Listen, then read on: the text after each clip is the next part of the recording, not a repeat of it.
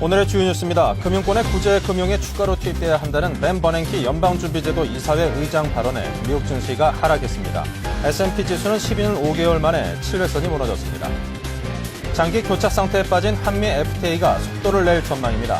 티모시 가이트너 재무장관은 한국, 콜롬비아 및 파나마와 FTA를 진전시키기 위해 의회와 협력해 나갈 것이라고 밝혔습니다.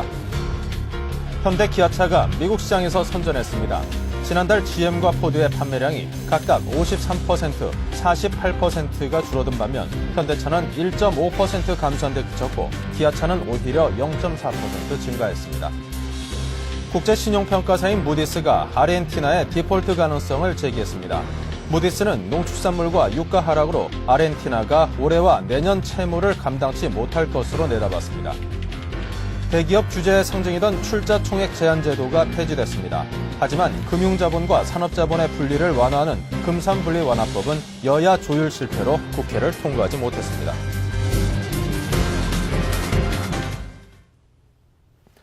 안녕하십니까. 출발센 증시의 임동소입니다.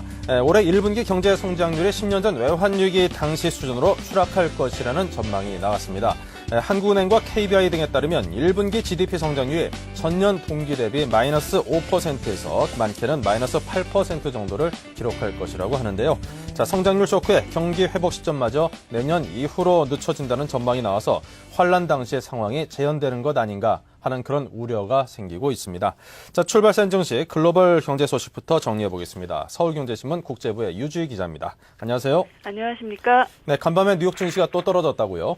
예, 어제 뉴욕 증시는 전날 다우지수가 1997년 10월 이래 처음으로 7,000선 아래로 떨어지는 등 급락세를 보인 데 따른 반발 매수가 유입돼 상승 출발했습니다. 반등의 기미를 보이는 듯했지만 결국 하락세로 마감했는데요. 뉴욕 증권거래소에서 다우존스 산업평균지수는 전날 종가보다 0.55% 하락한 6,702.02로 마감해 5일 연속 하락세를 이어가면서 또다시 12년 만에 최저치를 경신했습니다. 나스닥 종합지수는 0.14% 떨어진 1321.01로 거래를 마쳤고요.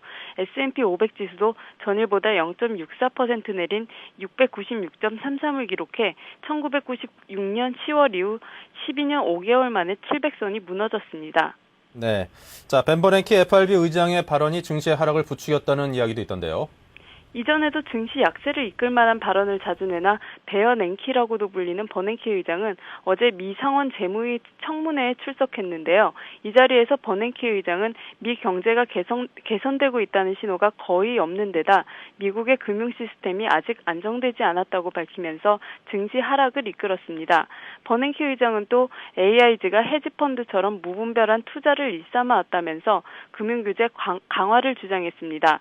또 금융위기 상황에서 금융기업의 파산을 막기 위해 정부가 나설 수밖에 없다는 등의 발언도 했지만 투자자들의 금융권에 대한 불안감을 부추겨 결국 주가를 떨어뜨렸습니다. 여기에 S&P가 뱅크 오브 아메리카의 신용등급을 A+에서 A로 한 단계 하향 조정한 것도 증시에 악영향을 미쳤습니다. 네, 그리고 주택과 자동차 판매 실적은 여전히 부진하다죠. 예, 미국의 1월 기존 주택 판매는 전월보다 7.7% 하락한 것으로 나타났습니다.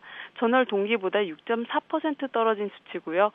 2월 자동차 판매는 제너럴 모터스가 전년 동기보다 53%나 줄었습니다. 포드는 전년 동기 대비 48.2% 줄었고 크라이슬러는 44%, 도요타도 39.8% 감소했습니다. 이들 업체는 저리로 할부융자를 제공하는 등 경기 침체로 인한 판매 부진을 만회하기 위해 애를 써왔지만 결국 앞으로 감산폭을 확대해 나가야 할 상황입니다. 네, 자, 유가와 환율의 움직임은 어땠습니까? 국제유가는 증시 약세에도 불구하고 전날 급락에 따른 저가 매수세가 유입되면서 상승 마감했습니다. 이날 뉴욕 상업거래소에서 4월 인도분 서부 텍사스산 중진류는 전날보다 3.7% 오른 배럴당 41.65달러에 거래를 마쳤습니다. 주택 및 자동차 판매 실적이 발표되면서 한때 39달러까지 내려가기도 했지만 상승세를 뒤집지는 못했습니다. 달러 환율은 엔화에 대해서는 소폭 상승했지만 유로화에 대해서는 떨어졌습니다. 달러 환은 엔화에 대해 달러당 98.3엔에 거래돼 전날 뉴욕 쿠장 가격인 97.43엔보다 0.87엔 상승했습니다. 유로화는 달러화에 대해 유로당 1.2585달러에 움직여 전날 뉴욕 쿠장 가격인 1.2575달러보다 0.001달러 높아졌습니다. 유로엔 등 6개국 통화에 대한 달러 가치를 나타내는 달러 지수는 89.327로 0.4% 상승하면서 2006년 4월 이후 최고치에 달했는데요. 전문가들은 버냉키 의장의 발언 등으로 미국 증시가 약세를 보이자 안전자산에 대한 수요가 커졌기 때문이라고 분석하고 있습니다. 네. 자, 미국 뉴욕 증시도 하락하고 유럽 증시도 소폭 하락하고 국제 증시의 방향은 아직까지도 하락 쪽으로 방향을 잡고 있는 듯합니다. 자, 지금까지 서울경제신문의 유주희 기자와 함께했습니다. 고맙습니다. 감사합니다.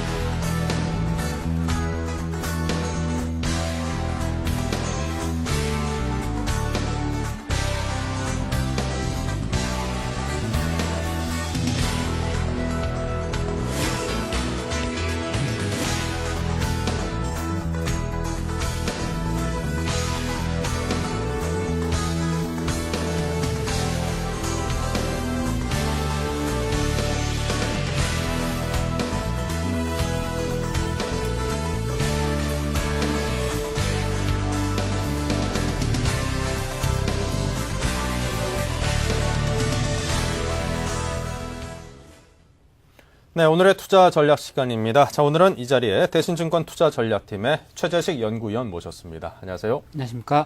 네. 자, 먼저 전일 우리장 주요 지표 정리부터 해보겠습니다. 네, 전일 코스피 같은 경우에는 6.76포인트 상승해서 1025.57포인트를 기록했습니다. 코스닥은 1.95포인트 하락해서 347.76포인트를 기록했습니다. 투자 주체별 매매 동향을 살펴보면 개인은 유가증권 시장에서 776억 원을 순매도를 했고요. 기관은 2,354억 원을 순매수를 했습니다. 네. 반면 외국인은 연속적으로 1,954억 원을 순매도를 했습니다. 네. 자, 이렇게 해서 외국인들이 거의 거래일 기준으로 한 16일, 17일 가까이 매도세를 지속하면서 한 2조 5천억 원치 이상을 팔아치우는 그런 모습을 보였습니다. 자, 그렇다면 오늘 우리장 이제 전망을 좀 해봐야 될 텐데요. 자, 우리장 어떤 방향으로 움직일까요? 네. 전일 같은 경우는 전약 후강의 모습을 보였었는데요. 네. 아직까지는 천선에 대한 아주 지지력이 아주 강하다 볼 수는 없습니다. 기본적으로 천선을 기준해서 단기 트레이딩 관점에서는 계속적으로 될 수 있겠지만은 여전히 이제 불안하게 좀 봐도 되지 않을까 싶습니다.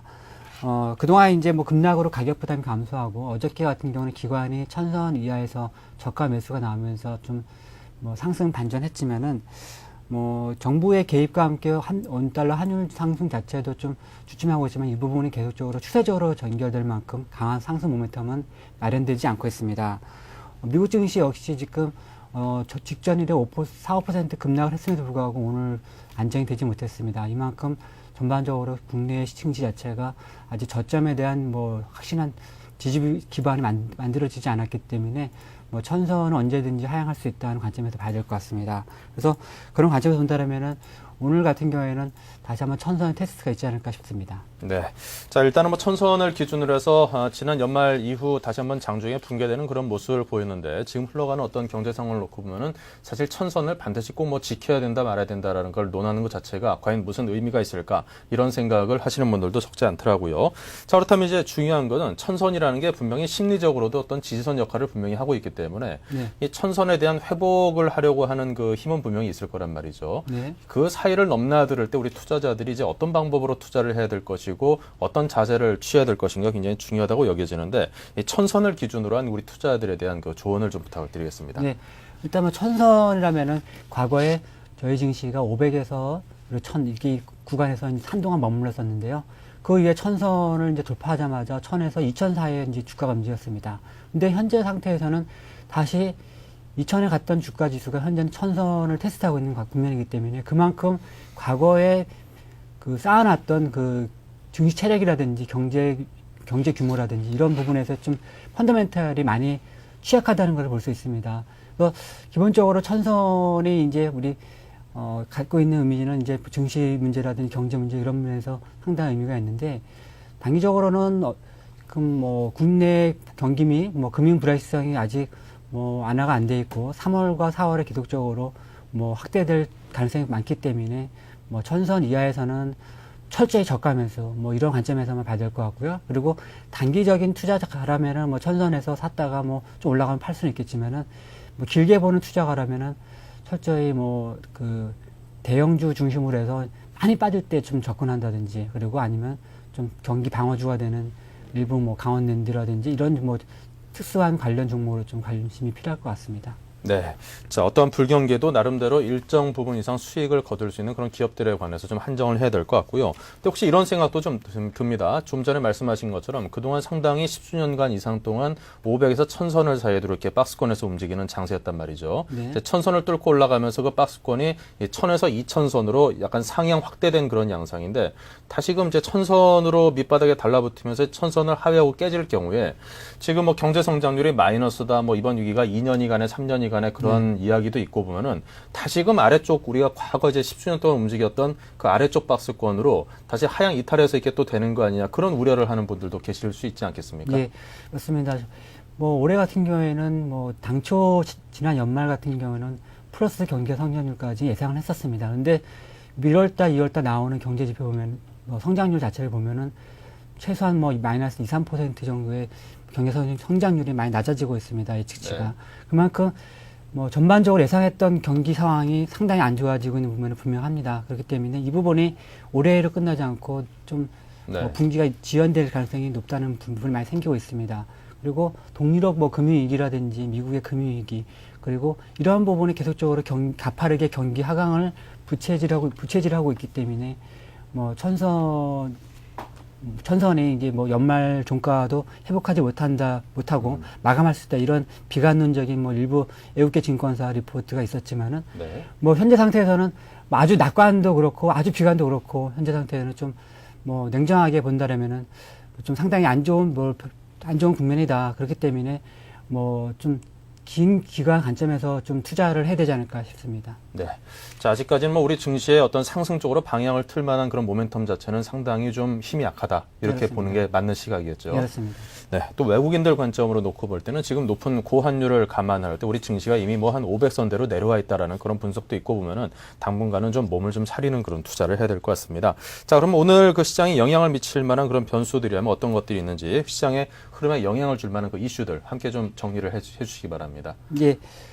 오늘 이제 시장에 미칠 중요한 변수는 네. 일단 뭐 미국 증시 자체가 직전 일에 좀 큰 폭을 하락을 했음에도 불구하고 오늘 추가 하락을 했습니다. 그만큼 아직까지 이제 뭐 그동안 많이 하락했음에도 불구하고 많이 상승을 못하고 있다는 측면이 상당히 위험 요소가 됩니다. 그만큼 투자자들이 이제 상당히 두려워하고 있다는 것이 되겠고요. 네. 그리고 최근에 이제 미국에서는 이제 그 시티그룹하고 AIG가 사실상 국유화 되면서 뭐 비은행주에 많이 좀 뭐 리스크가 많이 커지고 있습니다. 예를 들어서 GE캐피탈이라든지 뭐 아멕스라든지 뭐 프루덴셜 생명 이런 쪽에서 이제 비은행 업종으로 좀 뭐 리스크가 삭대되고 있는데 뭐 대표적으로 CDS 프리미엄 자체가 뭐 지난 2월 말 대비해도 계속적으로 상승하고 있는 부분이 나타나고 있습니다. 그렇기 때문에 이 부분이 계속적으로 우리나라의 국내 은행주라든지 이런 부분에서 좀 뭐 부정적으로 작용할 수가 있겠습니다. 두 번째로는 원달러 환율이 되겠는데 뭐 월요일, 화요일 이렇게 이틀 연속 정부가 이제 본격적으로 외환시장에 개입을 했었는데 오늘 이제 외환보유고를 발표하면서 전반적으로 계속적으로 그 외환보유고의 그 실탄을 계속적으로 뭐 외환시장에 투입을 할 수 있는 상황도 뭐 좀 한계가 있을 것입니다. 뭐 그 효과가 또 장기적으로 보장되는 보장이 없기 때문에 뭐 원달러 환율이 뭐 1,500원 이하로 가기는 상당히 어렵습니다. 그렇기 때문에 뭐 1,500원대에서 계속적으로 불안한 흐름 보일 가능성이 큽니다. 전에는 뭐 JP모건 아시아 통화지수 자체도 뭐 기술적 반등을 보여주긴 했지만 전반적으로 뭐 루피아라든지 뭐 전반적으로 아시아 통화 자체가 뭐 계속적으로 절하되고 있습니다. 오늘 뭐 달러 지수 자체도 뭐 계속적으로 3년 만에 최고치를 계속 경신했기 때문에 뭐 신흥국 통화 자체는 뭐 위험 통화로 분류될 수 있어서 추가적인 절하도 피할 수 없을 가능성이 큽니다. 세 번째로는 외국인 매수 전환 여부가 되겠는데 뭐 9일 연속 예전에 9일 연속 순매수를 한 후에 1200선을 간 바가 있었지만은 현재는 16일 연속 순매도를 강화하고 있습니다. 뭐 그동안 유가증권 시장하고 뭐 코스닥 시장을 합하면 한 2조 8천억 가량을 순매도를 했습니다. 뭐 아직까지 뭐 계속적으로 잠시 뭐 순매도를 좀 주춤하다가 다시 뭐 환율이 급등하면은 뭐 순매도 자체가 3천억 이상 나온다든지 이런 부분이 계속적으로 나오고 있기 때문에 외국인들이 쉽사리 순매수로 전환하기는 어렵지 않을까 싶습니다. 오늘 같은 경우도 뭐 해외 증시 자체가 이렇게 안정이 되지 않았기 때문에 뭐 소폭의 순매도라도 좀 매도 기조가 연장되지 않을까 싶습니다. 마지막으로는 5일선 회복 여부가 되겠는데 5일선 월 이득평균선을 2월 10일 날 이후로 한 번도 회복하지 못했습니다. 뭐 그렇기 때문에 이제 그만큼 단기적으로 계속적으로 기술적 반등이 계속 지연되고 있고 뭐 어저께 거래량하고 거래대금 반등 증가는 하긴 했지만은 5일 평균 거래대금 자체도 9일 연속 감소를 하고 있습니다. 그렇기 때문에 투자자들의 심리를 보여주는 뭐 부분 자체도 아직까지 취약하다 볼 수 있습니다. 향후에 이제 기술적 반등이 더 강화되려면은 적어도 5일 평균 거래대금이 좀 상승 전환을 해줘야 됩니다.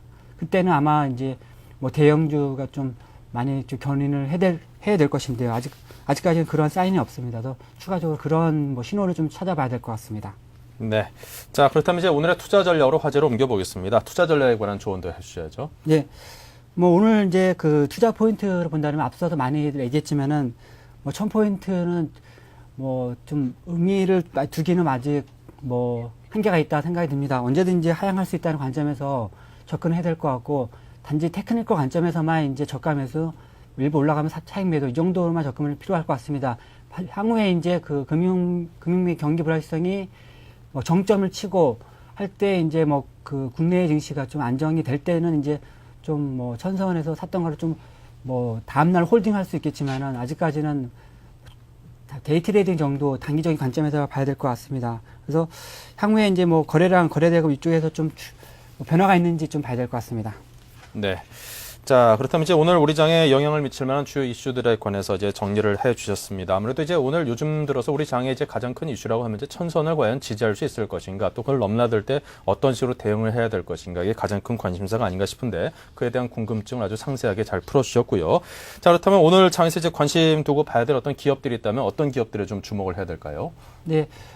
오늘 이제 그 증시 자체가 좀 뭐 아직 천선 테스트 가능성이 크게 있기 때문에 어저께 많이 올랐던 조선 관련주에서 뭐 현대중공업 그리고 증권주에서는 대우증권 이런 부분들이 반등의 연속을 가지고 있을지 의문시가 되긴 하지만은 향후에 이제 반등이 좀 강화될 때는 뭐 그동안 낙폭이 큰 뭐 현대중공업이라든지 대우증권 이런 부분이 좀 선두 주자가 되지 않을까 싶습니다. 근데 뭐 아직까지는 불안한 흐름이 계속되고 있기 때문에 최근에 그 외국인들이 매수 전환하고 있는 강원랜드, 뭐 LG 생활건강 이런 뭐 철저히 경기 불황에도 불구하고 안정적으로 실적이 뒷받침되고 있는 일부 뭐 내수 관련주 종목에 좀 뭐 관심 종목이 될 수 있습니다. 네. 가급적이면 좀 대외 변수의 영향을 덜 받을 수 있고 경기의 흐름을 좀 덜 타는 그런 내수 관련주라든가 또 경기 방어주 쪽으로 좀 관심을 집중해 보자라는 그런 주문을 하셨는데요. 자, 그중에서 어떤 종목을 좀 더 자세히 설명해 주시겠습니까? 네. 오늘 상황에서는 이제 앞서 말씀드린 현대중공업, 대우증권보다는 뭐 강원랜드가 좀 맞을 것 같습니다. 강원랜드요. 네, 강원랜드, 뭐 LG 생활건강 뭐 이런 종목이 될 수 있습니다. 그리고 유한양행, 진짜 뭐 각 그 내수 섹터에서 상대적으로 안정적으로 실적이 뒷받침되고 있는 업종 대표주가 될 수 있습니다. 이들 업종 자체는 뭐 올해 경기가 예상보다 많이 하향 조정되고 있지만은 안정적으로 실적 전망치가 상향되고 있습니다. 그렇기 때문에 그러한 종목에 더 관심이 필요할 것 같고, 뭐 기타적으로 아주 세부 종목으로 간다라면은 뭐 비료 관련주에서도 뭐 카프로라든지 남해화학, 뭐 삼성정밀화학 이런 부분이 될 수 있습니다. 그리고 게임 관련주에서는 NC소프트, CJ인터넷, 네오이즈 게임즈 이런 부분에서는 철저히 뭐 계속적으로 바이앤홀드해서 계속적으로 비중 확대를 가져가서 좋을 듯 싶습니다. 그리고 제약 관련해서는 SK케미칼하고 LG생명과학 이렇게 될 수 있습니다. 풍력에서는 용연 BM, 그리고 화학에서는 효성을 적극적으로 추천하겠습니다. 네, 자 이렇게 해서 기업군을 쭉 설명을 해주셨습니다. 특히 이제 강원랜드 같은 경우에는 사실 뭐 아무리 좀 경기가 좀 좋지 않고 어쩌고 한다 그래도 또 그런 걸 또 좋아하시는 분은 또 늘상 또 찾아가기 마련인 거고, 그렇습니다. 네. 그거 절대 못 끊는다고 하더라고요. 네. 예. 더군다나 뭐 저는 절대 아닙니다만, 예. 더군다나 요즘에는 이제 뭐 종합 리조트로 이제 변신을 꿈꾸면서 수익원을 좀 다변화하고 있다라는 점에서 앞으로 좀 기업의 체질이 좀 바뀌면서 어떤 그 매출처가 좀 확대될 수 있는 그런 여지도 있다라는 점에서 장기적으로 한번 접근을 해볼 수도 있는 종목인 것 같습니다. 자, 그 밖에 또 요즘 들어서 이제 뭐 곡물 관련주들에 대해서 좀 집중을 해야 된다. 뭐 여름이라든가 하반기로 넘어갈수록 곡물가가 좀 급등할 가능성이 있기 때문에 과거 농업 관련주가 한번 엄청나게 상승했던 적이 있지 않습니까? 비료주라든가 전년도에 그랬었는데요. 자, 그런 걸 놓고 보면은 전년과 좀 비슷한 그런 상황이 좀 재판되지 않을까? 그런 짐작을 하시는 분들도 계시던데요. 예, 그렇습니다. 뭐 여러 가지 글로벌 유동성 자금이 일부로 편중되는 경향이 많이 심해지고 있습니다. 그렇기 네. 때문에 또 마침 또 자연 환경 자체도 올해 가뭄도 많이 되고요. 그리고 일부 국가에서는 원천적으로 농업 관련 생산성을 높이기 위해서 비료 관련 수요도 많기 때문에 그리고 농업 관련주에서는 올해도 좀 유망하다는 분석이 많은 것 같습니다. 네. 자, 그런 건 어떨까요? 요즘 들어서 이제 서울시에서 그 서울시 안에 있는 대규모 이제 공장 부지 같은 거를 허용을 하겠다라는 이렇게 개발을 하는 걸 허용하겠다라는 그런 방침도 있었고, 그리고 현대 자동차에서도 110층짜리 빌딩을 성수동이었던가요? 네, 그렇습니다. 그 삼표레미콘 자리에다가 짓겠다라는 그런 그 발표도 했는데, 그렇다고 하면 이제 그와 맞물려서 있는 기업들이 뭐 현대차도 있을 것이고, 대표적으로 롯데칠성 같은 경우도 뭐 강남역 서초동 부지에 갖고 있는 땅들도 있을 것이고, 그런 것들로 인해서 어떤 좀 그 갖고 있는 땅을 재개발할 수 있고 좀 거기서 어떤 이익이 생길 수 있는 그런 테마 관련주들에서 한번 집중을 해보는 건 어떨까 싶습니다. 네. 지금 상황에서는 이제 워낙 이제 밸류에이션이라든지 기본적인 펀더멘털 자체가 시장에 먹혀들지 않고 있기 때문에 네. 절대적으로 이 회사의 시가총액 대비 절대적으로 저평가될 수 있는 부분이 뭘까 본다면은 자산 재평가를 한다라면은 PBR 자체가 많이 낮아질 수 있는 그런 종목을 많이 찾는 것 같습니다. 일부에서는 노르페인트라든지 이런 네. 자체도 이제 만약에 이 해당 부지 자체를 개발하게 된다, 자산 재평가를 한다라면은 상당히 이제 저 PBR 수준이 많이 높아지기 때문에 그런 종목이 많이 부각되는 것 같고요. 그런 종목 차원에서는 이제 계속적으로 시장 자체에서는 이러한 대안이 없는 장세에서 많이 잣대가 되지 않을까 싶습니다. 네, 이 보유 부동산 대비해서 PBR이 1.0 미만으로 떨어진 그런 기업들이 꽤나 많습니다. 이제 강남 고수터미널 이전 수혜주로 분류가 되고 있는 팔레스 호텔을 운영하는 서주관광개발이라든가 BYC라든가 아니면 조금 전에 말씀하신 노르페인트 같은 경우도 안양천변에 있는데 이제 공장이 한 2만여 평이 넘는 공장들에 대한 재개발 가능성 등등. 자, 그런 것들이 주목을 받으면서 보유 부동산 가치에 대해서 다시 한번 집중 재조명을 받는 그런 테마가 한번 불 수도 있다라는 점에 대해서 많은 투자자들이 주목하고 있는 것 같습니다.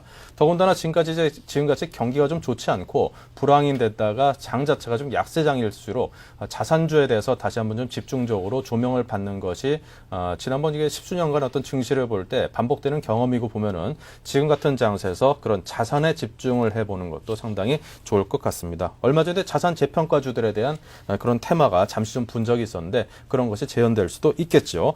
자, 지금까지 오늘 장에 대한 분석과 또 천선의 지지 여부에 대한 그 분석을 상세하게 해주셨습니다. 지금까지 대신증권 투자전략팀의 최재식 연구위원과 함께했습니다. 고맙습니다. 감사합니다.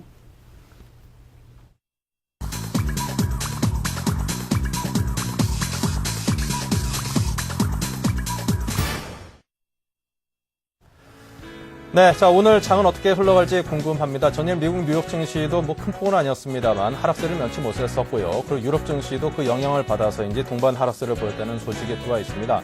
자, 우리 증시의 모습은 어떨지, 자, 오늘 또 우리 장에서 외국인들은 연일 계속 팔아치울지 이것저것 궁금한 게 너무나 많습니다. 동시효과 상황을 먼저 보겠습니다. 자, 코스피 쪽인데요. 오늘 우리 시장의 움직임은 상승도 하락도 아닌 조정 장세, 혼조세라고 정리를 해볼 수 있을 것 같습니다. 삼성전자가 플러스 0.95% 상승을 했습니다. 그 밖에도 현대중공업이 0.87%, 조금 전에 최재식 연구위원께서 말씀하셨죠. 현대중공업이 1% 조금 못 미치는 강보합세로 출발을 하고 있고요. 현대차가 미국 시장에서 그래도 선전을 하고 있다는 소식에 힘입어서 0.51% 상승, KTNG 플러스 1.30%의 상승을 하고 있습니다. 그 밖에 LG와 SK에너지도 상승을 하고 있고요. 태평양과 현대하이스코, 한일시멘트, 부강약품 등도 상승을 하고 있습니다. 하지만 한일시멘트는 그 상승 탄력이 조금은 둔화된 느낌이고요. 하락하고 있는 종목들도 꽤나 많습니다만 그래도 좀 하락폭이 크진 않습니다. KP케미칼과 코론 같은 화학 관련주들은 2%에서 4%대 하락을 하고 있고 빙그레와 한진중공업홀딩스, 대기업 등등 하락하고 있는 종목들이 많습니다만 딱 보시기에도 뭐 큰 폭의 하락은 아니구나. 오늘 분명히 상승으로 좀 반전할 여지는 있겠구나라는 생각을 충분히 할 수 있는 그런 장세의 흐름을 보이고 있습니다. 세아제광이 마이너스 1.56%, 그리고 아직까지 눈치 보기 장세에 편승해서 움직이지 않고 있는 보합세 종목들도 아시아시멘트, 한국유리 등등 상당히 많은 종목들이 아직까지 움직이지 않고 있습니다. 조금 전 농업 관련주 말씀드렸는데요. 대한제분 같은 경우도 92,700원으로 어제 좀 비교적 큰 폭으로 한 7, 8천 원가량이 하락을 했고요. 아무래도 곡물 가격이 올라가면 단가가 상승한다는 것이 그다지 좋은 호재로 받아들여지진 않을 것 같네요. 자, 그다음에 동부제철도 플러스 1.34, 광동제약 플러스 3.36%의 상승을 하고 있습니다. 자, 코스피 봤고요. 코스닥 쪽으로 움직여 보겠습니다. 코스닥은 상승하고 있는 종목들의 수가 확연히 많습니다. 메가스터디가 플러스 2.40을 비롯해서 소디프시소재 플러스 0.95%, 태광, 현진소재, 코미팜, 디오스텍 등등 1% 내외 상승을 하고 있는 종목들이 있습니다. 자, 그 밖에 하락하고 있는 종목들도 물론 좀 있긴 합니다. YTN이 마이너스 2.35%로 미디어 법안 관련해서 좀 상승 탄력을 받았던 것이 이제 다시금 제자리로 돌아가는 움직임이고요. 자, 시멘트값 인상에 따른 영향은 전혀 받지 않은 듯 유진기업 레미콘 대표업체로서 아직까지 주가가 움직이지 않고 있습니다. 자, 지금까지 양시장의 동시효과 상황이었습니다.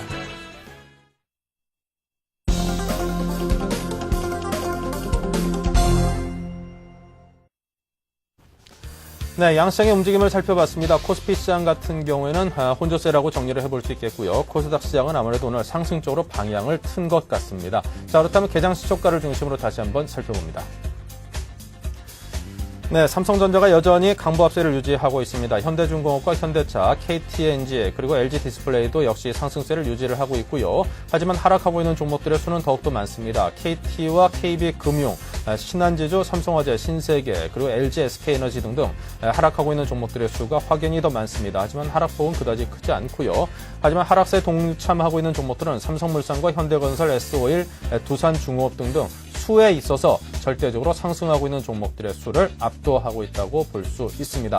상승하고 있는 종목들도 조금씩 있는데요. 하지만 상승도 하락도 그 폭은 크지 않습니다. 코스닥 쪽으로 가보도록 하겠습니다. 네, 코스닥은 상승하고 있는 종목들의 수가 상당히 많습니다. 태웅의 0.60% 상승을 비롯해서 메가스터디, SK브로드밴드, 동서 등이 상승을 하고 있습니다. 그 밖에 아래쪽에 있는 종목들, 상승하고 있는 종목들 굉장히 많죠. 거의 뭐 한데 몰려서 다들 상승을 똑같이 하고 있다고 볼 수 있는데 GS 홈쇼핑과 디오스텍 그리고 CJ 홈쇼핑 등등 휴맥스의 2% 넘는 상승세가 눈에 띄고요. 유진기업 역시 동시효과 때는 보합이었는데 2.91% 상승으로 돌아선 모습을 보이고 있습니다. 자, 그 밖에 특수건설도 0.85% 소폭 상승을 하고 있고요. 한일 해저 터널이 뚫리네 하는 그런 소식이 들려오면서 울트라건설 등등과 함께 상한가까지 치솟는 그런 기염을 토하게 됐었는데 지금은 뭐 그 영향은 거의 받지 못하고 있는 모습입니다. 자, 지금까지 양시장의 동시효과 상황을 여러분께 개장 시초가 상황을 정리를 해드렸습니다. 네, 보다 자세한 소식을 정리해 보겠습니다. 현대증권 투자분석부의 유수민 연구원입니다. 안녕하세요. 예, 안녕하세요. 네, 이 시각 현재 주식시장 동향부터 짚어주시죠. 예, 급락에 대한 반발 매수세와 중소기업 및 소비자 대출 확대를 위한 1조 달러 규모의 신규 대출 창구 운영 계획 소식으로 미 증시가 상승세로 출발하였지만 상원 예상위원회에서 금융 시스템은 아직 안정되지 못했으며 구제금융 규모 확대가 필요하다는 버냉키 의장의 발언으로 반등했던 은행주가 낙폭을 키우고 2월 자동차 판매에 부진이 더해지며 지수가 보합권으로 마감하였습니다. 외환보유고 2천억 달러 선의 유지, 만기 도래 외화 대출의 롤오버 소식 등으로 환율 급등세에 제동이 걸리고 기관의 시가총액 상위 종목 중심의 매수세가 유입되는 등 미증시 급락에도 전일 국내 증시는 선전하는 모습을 보여주었는데요. 코스피 1,000선에 대한 지지선이 구축되고 있다는 점이 투자 심리 측면에서 의미를 부여할 수 있을 것으로 보여지는 상황입니다. 네. 금일 코스피는 5포인트 하락한 1020.81포인트로 코스닥은 플러스 2.58포인트 상승한 350.33포인트로 상승 출발하고 있으며 대부분의 업종이 약보합을 보이고 있는 상황입니다. 네. 자, 그렇다면 오늘 장에 대한 대응 방향도 함께 짚어주시기 바랍니다. 예, 지난해 10월 금융구제 법안을 둘러싼 논란으로 시장 불확실성이 증폭되면서 급락한 바와 같이 최근 금융시장 불안의 핵으로 떠오른 시티그룹 국유화 논란이 AIG 그리고 다음 순으로 이어지면서 금융 시스템 불안이 장기화될 우려를 보이고 있는 등 현 장세는 환율 급등세와 외국인의 매도세 지속에 따라 지난해 10월에 1차 금융 불안 국면을 떠올리게 하는 것이 사실입니다. 투자자 입장에서는 경계의 끈을 쉽게 놓지 못할 것으로 보여지는 상황입니다.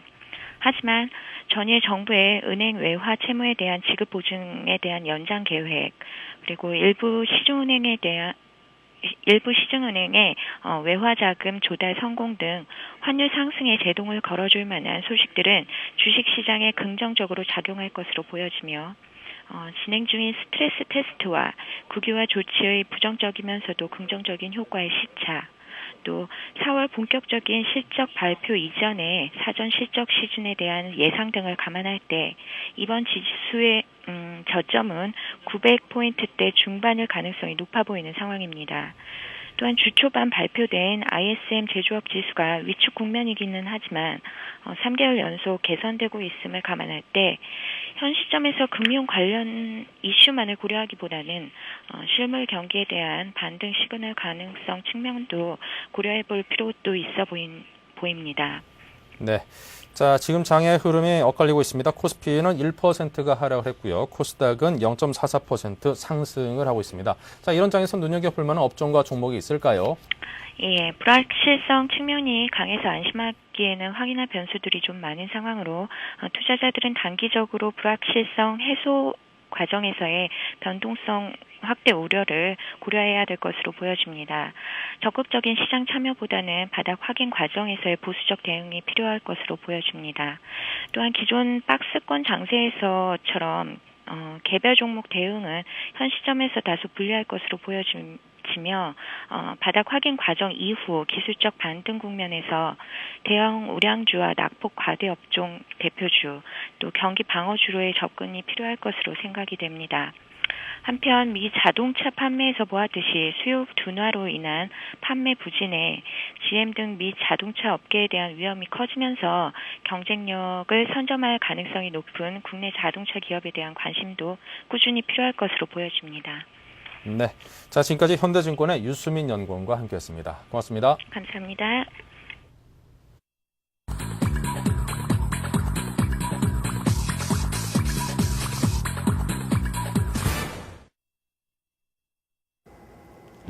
(3월 4일) 오늘의 서울경제 주요 뉴스 브리핑입니다. 재고가 4개월째 빠르게 줄고 있습니다. 지난 1월 생산자 제품 재고는 전년 동기 대비 0.4% 느는 데 그쳐 6년 1개월 만에 최저치를 기록했습니다. 경기 회복에 긍정적인 신호지만 수요가 늘었다기보다는 기업의 생산이 줄어든 탓이 커 경기 선순환을 기대하기는 무리라는 평가입니다. 민주노총이 올해 춘초에는 임금 가이드라인을 제시하지 않을 방침입니다. 대신 산하 노조단체 등이 자율적으로 올해 임금 인상 요구안을 만듭니다.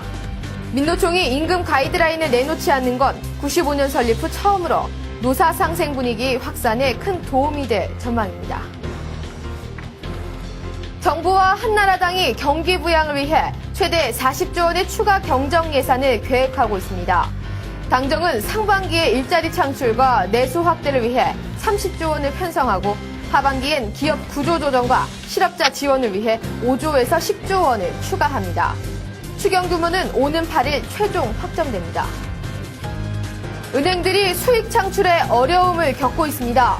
12월 금리 하락 효과가 뚜렷이 나타나면서 1월 중 예대 마진은 0.3%포인트 떨어져 순이자 마진을 떨어뜨렸고 특히 채권 운용 부분에서는 국고채 수익률이 지속적으로 떨어지고 있어 역마진까지 감수해야 하는 상황입니다.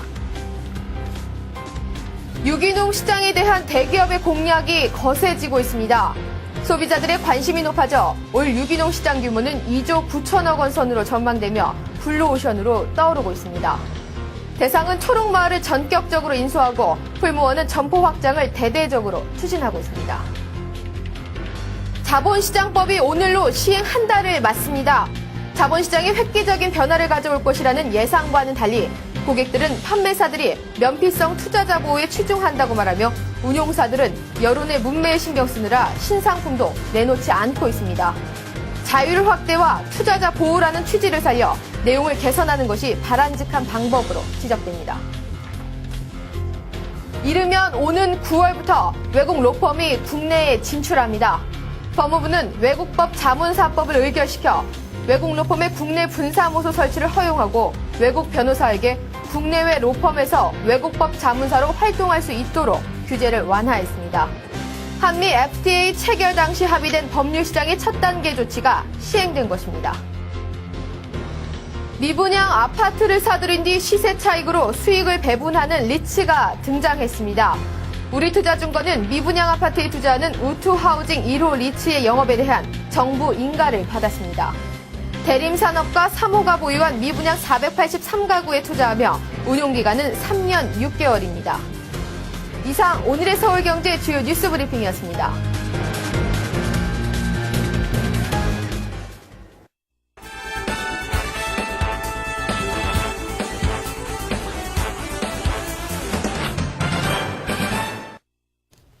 네, 뉴스 따라잡기 시간입니다. 오늘은 서울경제신문의 신경립 기자를 모시고 이야기 나누겠습니다. 안녕하십니까? 안녕하십니까? 네. 자, 경제가 갈수록 어려워지면서 이제 경기 부양을 위해서 당정이 준비하고 있는 추가 경정 예산 규모에 대해서 큰 관심이 쏠리고 있습니다. 당정이 합의한 추경 규모가 최대 40조 원에 이른다고요? 네. 그 사상 최대 규모의 추경 예산안이 윤곽을 드러냈습니다. 정부와 한나라당은 구조조정으로 올 하반기에 본격적인 실업 대란이 벌어질 것에 대비해서 상반기 1차 추경에 이어서 하반기에 실업자 지원을 위해 추경을 또다시 편성하는 이른바 2차 추경 편성을 검토 중인 것으로 드러났습니다. 한나라당의 최경환 수석정책조정위원장이 서울경제신문과의 인터뷰에서 밝힌 내용입니다. 네. 당정은 이에 따라서 우선 상반기에 30조 원 규모의 추경을 편성하기로 최근 비공개 당정 실무 협의를 거쳐서 의견을 모았고요. 하반기에는 구조조정에 따른 대량 실업에 대비해서 5조 원에서 최대 10조 원에 달하는 추경을 편성하는 방안을 논의 중입니다. 이렇게 되면은 우리 경제에 올해 추가로 투입되는 예산은 상하반기를 합쳐서 40조 원에 달하게 됩니다. 네, 자, 엄청나게 큰 돈인데요. 자, 우선 상반기에는 30조 원으로 일단 가닥이 잡힌 것인데, 자, 그렇다면 구체적으로 필요한 곳은 굉장히 많겠지만 주로 어떠한 분야에 이 예산들이 투입이 되는 겁니까? 네, 당정은 지금 추경의 최우선 순위를 일자리 창출과 또 민생 안정 그리고 중소기업 지원 등에 두기로 가닥을 잡았는데요. 여기에 투입되는 규모가 대략 15조 원 정도가 됩니다. 좀 더 자세히 말씀드리면 철도 복합역사 개발이나 불량주택 개선 등 SOC 투자를 통한 일자리 창출, 그리고 취약계층에 대한 소비 쿠폰 지급, 또 가뭄 피해가 심한 부산과 대구 지역의 식수 문제 해결 등이 모두 여기에 포함이 되겠고요. 또 경제 성장률이 정부가 지금 예상하는 마이너스 2%에서 더 떨어지지 않도록 하기 위해서 기업 투자 활성화와 또 우리의 주력 산업인 자동차 선박, 반도체 산업 지원, 그리고 미래 성장 동력 사업에도 5조 원가량을 추가로 투입하기로 했습니다. 또 앞서 말씀드린 대로 이 대량 실업자 양선에 대비해서 하반기에 10조 원 정도 추경 편성이 검토되고 있고요. 이 밖에도 이 경제 성장률이 많이 떨어짐에 따라서 세수도 많이 줄어들 것으로 예상이 되기 때문에 그 부족분을 추경으로 메우는 방안도 검토 중입니다. 정부의 성장률 전망치는 당초 3%에서 마이너스 2%로 줄어들었는데요. 이렇게 되면은 세수 부족분이 최대 10조 원 정도에 달할 수 있다는 분석이 나오고 있습니다. 이에 따라서 그 부족분을 추경에 반영하기로 한 것입니다. 당정은 이번 주말쯤인 8일께 비공개 당정 실무 협의를 통해서 추경 편성 규모와 또 대상 사업 등 최종 가이드라인을 확정할 계획입니다. 네. 자, 그렇다면 이제 40조 원이라고 하면 결코 작은 돈이 아닌데, 자, 이렇게 네. 큰 돈을 일으켜서 투입을 한다라고 하면은 자칫 좀 재정이 악화되지 않을까 하는 그런 염려가 들고요. 또 한편으로는 경기 부양을 위해서 이런 큰 돈을 쏟아붓는 것이긴 한데, 과연 그렇다면 그 목적에 부합하는 적절한 규모인가, 충분한 규모의 돈인가, 이런 또 의문도 함께 듭니다. 네. 우선 지금 같은 긴급 상황에서는 어떻게 보면은 재정 악화는 모든 나라들이 감당해야 할 몫이라고 할 수 있습니다. 물론 이제 이번 이 대규모 추경으로 인해서 올해 우리나라의 그 적자 국채 발행 규모가 40조 원에서 최대 50조 원까지 늘어날 것으로 예상이 되기 때문에 네. 올해를 통틀어서 이 재정 악화에 대한 우려는 계속 나올 것으로 예상이 되고 있긴 합니다. 근데 지금 더 중요한 문제는 이 과연 40조 원이라는 막대한 돈을 투입을 하는데 경제 위기 극복에 가시적인 효과를 나타낼 수 있는가 하는 점인데요. 불과 한 달 전까지만 해도 추경 규모가 한 10조 원 정도로 예상이 됐던 점을 감안을 하면 40조 원이라는 돈이 사실 절대적으로 상당히 큰 추경 규모이긴 합니다. 그런데 일각에서는 지금의 이 경제 위기 극복에는 40조 원도 턱없이 부족하다는 지적이 나오고 있습니다. 민간 연구기관인 삼성경제연구소에서도 이 경기 활성화를 위해서는 정부가 올해 최대 50조 7천억 원에 달하는 추가 지출을 해야 된다는 분석이 나오고 있습니다. 네. 사실 외국의 예를 보더라도 미국이나 다른 여타 주요국들에서도 처음에 요 정도 투입하겠다라고 했다 지금 계속 돈이 이제 불어나고 있지 않습니까? 규모 그렇죠. 자체가. 우리나라라고 뭐 그러지 말란 법은 없을 것 같고요. 일단은 어느 정도 규모의 돈이 투입될지는 시장의 상황을 보면서 지켜보면서 아마 결정을 해야 되지 않을까 그런 문제가 아닌가 싶은데 근데 이제 사실 국민 한 사람 한 사람으로서는 지금 뭐 나라의 재정 악화를 지금 염려할 만한 그런 마음의 여유가 없는 것 같습니다. 지금 일단 물가가 너무 많이 올라가지고 가계부가 그냥 막 펑크가 나게 생겼는데 네. 이거 어떻게 해야 됩니까?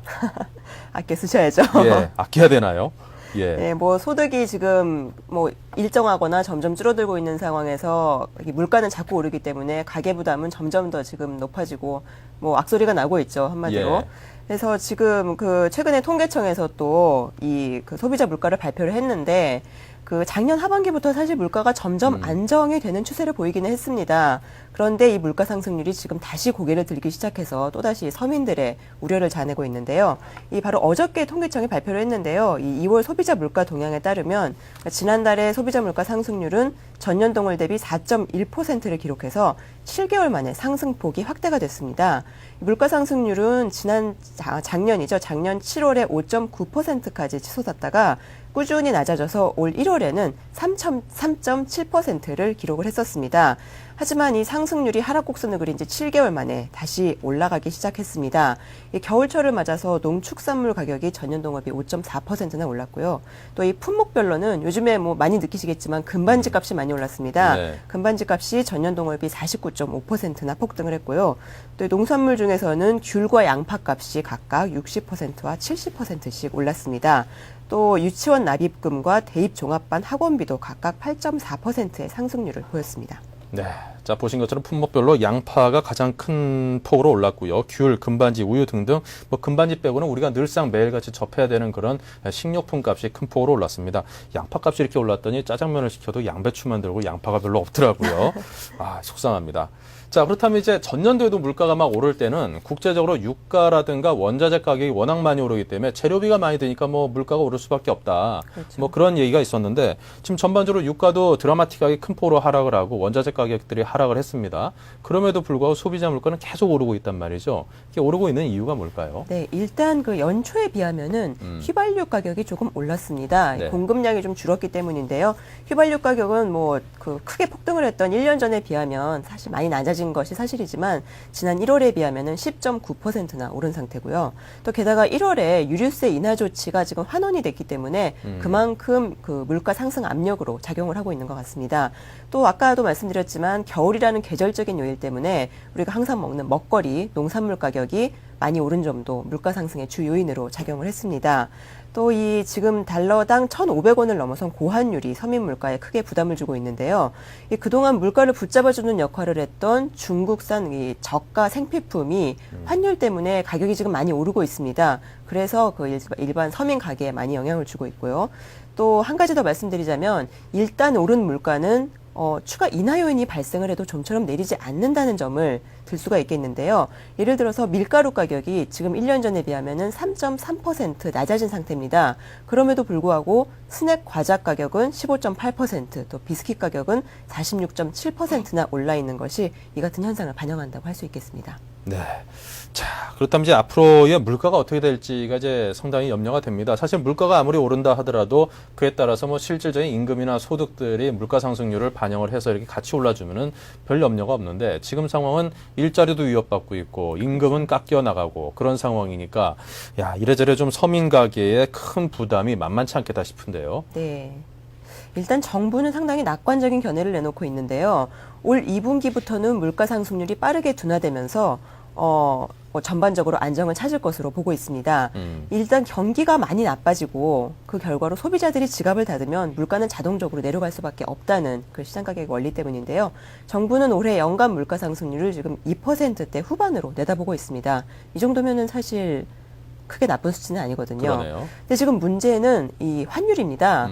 최근에 환율 급등이 이번 2월 물가에는 본격적으로 반영이 되지 않았기 때문에 그 환율 상승 요인이 본격적으로 반영이 되는 3월 물가에 대한 우려가 상당히 고조되고 있습니다. 지금 달러당 1,600원에 육박하는 고환율이 앞으로도 지속이 되거나 또는 뭐 추가 상승할 경우에는 원자재 가격이 하락하거나 지금 안정하고 있는데도 불구하고 작년과 같은 물가 급등 현상이 나타나지 말라는 법이 없는 상태이기 때문입니다. 이에 따라서 이 기획재정부는 지금 국가 원자재 가격 하락 요인이 국내 제품 가격에도 이제 적절하게 반영이 될 수 있도록 가격 모니터링 태스크포스나 또 소비자단체 협의회 원가 분석팀 등을 가동해서 모니터링을 지금 강화하겠다는 방침을 세우고 있습니다. 네. 자, 화제를 좀 바꿔보겠습니다. 지금 이명박 대통령이 동남아와 태평양 3개국을 순방 중인데요. 어제 첫 방문국인 뉴질랜드에서 양국 간의 FTA 협상을 시작을 했다고요? 네, 협상에 합의를 했습니다. 이명박 대통령은 어제 존 키 뉴질랜드 총리와 가진 정상회담에서 양국 간 교역과 투자를 확대하기 위한 자유무역협정 협상을 열기로 합의를 했습니다. 이 대통령은 이 자리에서 뉴질랜드와의 FTA가 체결이 되면 수출 지향적인 개방 국가인 양국 간에 서로 시장을 확대하고 또 새로운 기회를 창출할 수 있는 기회가 될 것이라고 강조를 했습니다. 이번 회담에서는 또 이 대통령이 그 농업 개혁 분야에서 큰 성과를 올렸던 뉴질랜드와의 그 농업 분야 인적 교류 등 이 전반적인 협력을 강화하겠다는 방침에 합의를 했습니다. 네. 자, 이번 순방길에는 이례적으로 농림수산식품부 장관도 함께 동행을 한 것으로 알고 있는데 역시 농업개혁에 대한 그런 대통령의 의지가 반영된 것이겠죠? 네, 그렇습니다. 이 대통령은 뉴질랜드로 이동 중인 기내에서부터 농식품부 장관 스스로가 농촌개혁운동가가 되어야 한다고 주문을 하는 등 농업개혁의 필요성을 거듭 강조를 하고 있습니다. 이번 3개국 국빈 방문의 첫 일정을 뉴질랜드 식물식품연구소 방문으로 시작했다는 점도 같은 맥락에서 이해를 할 수가 있겠습니다. 이 뉴질랜드는 1984년에 농민단체가 주도가 된 농업개혁에 성공을 해서 세계적인 경쟁력을 갖추게 됐는데요. 바로 이 같은 점을 벤치마킹 하자는 취지에서 이번 일정이 마련됐다는 것이 청와대 측의 설명입니다. 이 대통령은 또 현지에서 가진 민관 농업 관계자들과의 간담회에서도 농업 부문에 대한 보조금이 거의 사라진 뉴질랜드의 개혁을 높이 평가하면서 아직까지 정부 지원에 의존하고 있는 우리 농업의 변화의 필요성을 강조를 했는데요. 우리 농업도 이 정부의 지원의 보호막에서 벗어나서 세계적인 경쟁력을 갖춘 하나의 산업으로 도약해야 한다는 의지로 풀이가 됩니다. 네. 자, 뉴질랜드 같은 경우는 제스프리라는 그런 키위 브랜드로 이제 전 세계를 석권을 하고 있는 그런 선진 농업 국가인데 자, 그런 하나하나를 좀 잘 배워서 우리나라도 농업 강국이 될 수 있는 발판을 잘 놨으면 좋겠습니다.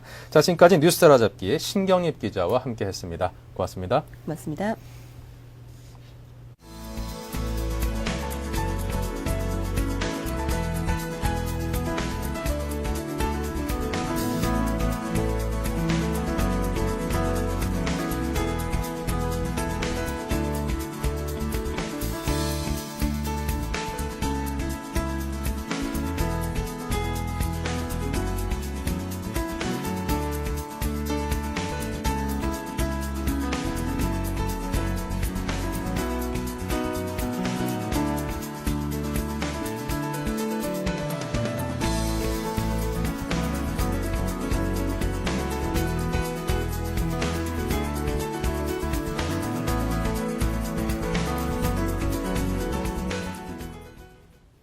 네, 먼저 양시장의 흐름을 정리해드리면서 인사를 드리겠습니다. 코스피 시장이 1.36% 하락을 한 마이너스 13%입니다. 1011포인트로 천선을 아직까지는 좀 굳건히 지키고 있는 모습이고요. 코스닥은 그래도 소폭 상승을 했습니다. 0.5% 상승한 349.51포인트로 350선대를 다시 한번 탈환하고자 하는 그런 움직임을 보이고 있습니다. 9시 17분 기준으로 환율은 다시금 또 오름세를 타가지고요. 10원 조금 못 미치는 9원 80전이 상승을 했습니다. 1,562원의 거래가 되고 있습니다. 여전히 환율은 조금 높은 수준에 유지가 되고 있습니다. 자, 물가도 오르고 이래저래 우리 서민들 살기가 좀 팍팍할 텐데요. 이럴 때일수록 힘내시기 바랍니다. 자, 저는 여기서 인사드립니다. 고맙습니다.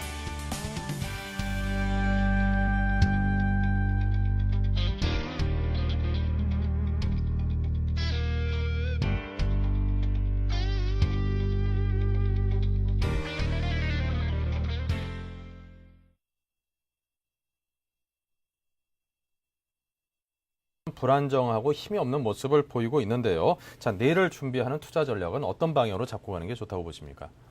네, 아무래도 말씀드린 바와 같이 시장에 대해서는 좀 긴 관점에서는 다소 좀 조정을 좀 받고 가야지 않겠냐라는 생각을 접근하는 것이 좋고요. 네. 그다음에 좀 짧게 보면은 말씀드렸듯이 모바마 당선인의 어떤 취임이라든가 증시안전자금의 집행 같은 것들 때문에 순간적인 반등은 나타날 수 있다고 보여집니다.